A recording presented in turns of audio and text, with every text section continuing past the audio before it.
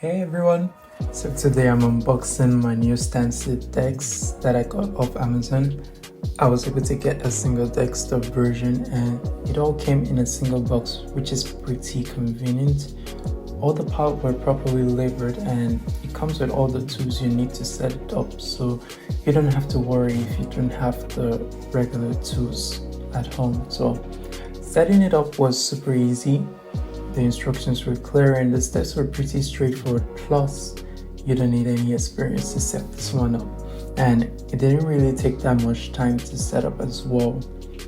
For the size, I got the 140 by 70 centimeters or the 55 by 27 inch version. I find that to be the sweet spot in terms of size to accommodate a lot of things on your decks as well. I really love the all white color because it matches the all white look of my room and it's perfect for my workspace aesthetics as well.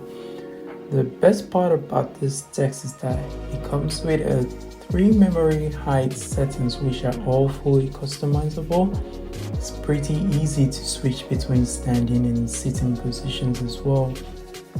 Overall, I'm really impressed with the quality, especially for this price.